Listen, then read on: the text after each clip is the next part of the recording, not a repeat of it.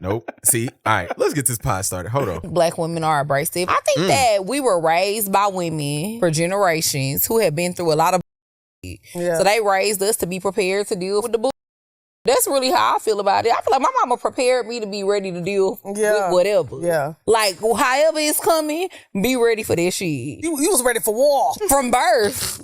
That's just something that a lot of other, like, women of other races just will never understand. Yeah. Gratefully, like, luckily, you will never have to know that struggle. You know what I mean? Because I think we don't want to have to know that struggle, but it's just our reality. Right. And I think people always take it as aggressiveness and abrasiveness, but I think if you find the right man, you naturally will fall into submission. Yeah. But I also think I like that. men who like man value my opinion and they want to hear me say, okay, well, what is your perspective on it? Because I know I'm looking at it like this. What's your view on it? I like that. I like somebody who I can have intellectual conversations with and they value my opinion. Because a lot of times the women in those situations, they're dealing with a man who doesn't value their opinion. Anytime I ask my girl her opinion, I don't give a fuck. Can't open the pod with that. Good Lord. You about to ruin the whole thing that I'm about to disagree with them on. Oh, my fault. Sorry. Lex, thank you for telling me what you love. Oh, man. Oh, you know what?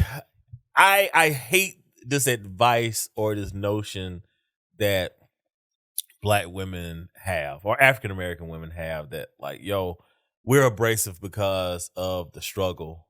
As if they are in the struggle on their own. Like, that's the part that always throws me, is that, like, oh, we're this way because this is the life of Black women. As if Black men life in America is just somehow 100% wholly disconnected from your life, and Black male lives are easier. And I think that's what's always lost in this conversation. And that's why I don't blame men when I see brothers like go where you love. All right. It might be preaching that shit on Twitter. Yeah, go where you love, man. Like, you know, because like if you go up to a woman and she instantly thinks that her life is rougher than yours based upon nothing, right? She knows nothing about you, right? She don't know what you've been through. She don't know what you've overcame.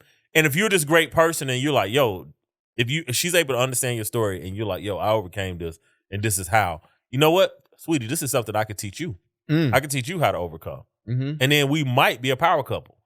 You know, my biggest issue, two things. The top third of Black men, when they approach women, they don't lead with, hey, I went through all this and they do not help me. Or not even help me, like accept me. Yeah. I hate the whole conversation of, you know, my mom taught me because my mom struggled, she helped me to prepare.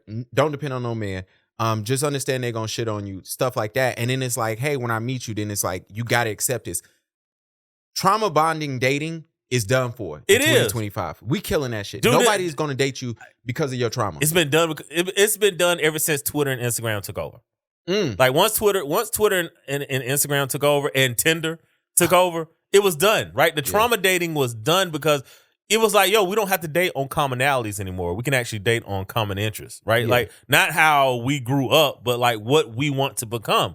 And there has been a disconnect between men and women, and it is because of Tinder and reality TV and social media. Like it is, right? The same way men were influenced to, you know, everybody who didn't want to be a hooper or a hustler in middle school growing up in the 90s and early 2000s, right? We all wanted to because that's what was constantly fed to us in the media.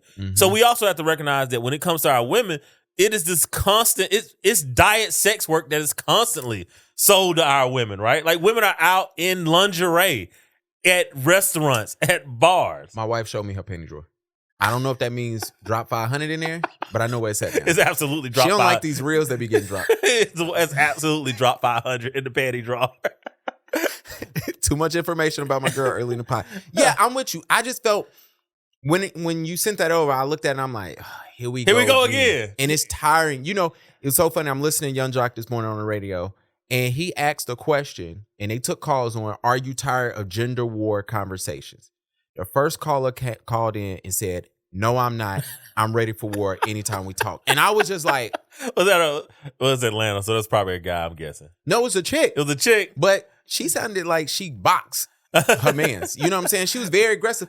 And, you know, it's funny because I feel bad because it's only, like Lex and them said, like, it's only our women, right?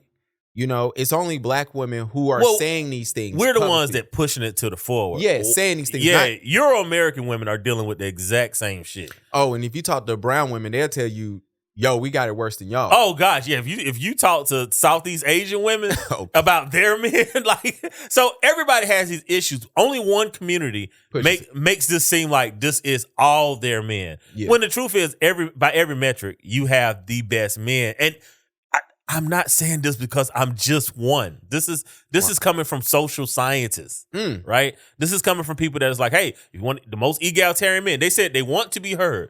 There is no man that is more. Matter of fact, black American men are too egalitarian. Low-key got into it with my family over Thanksgiving because I was like, y'all are taking votes on something that y'all as men should have decided on. I heard about this argument, but I wasn't going to bring it up. you heard about this argument? Sick of everybody, bro. Sick of everybody. This Christmas... do not be surprised if I'm out of town. Just do not be surprised. I'm not allowed to speak on what I don't know. Yeah. But go ahead. This is the problem when you really friends off a camera. Yeah. I run into Mike's family members who just plug me in on family business. I'm like, man, it's okay. Yeah, man, I'm sick of everybody. That's what I hear. Yeah. Hold on. First of all, I want to welcome everybody to episode 162 of the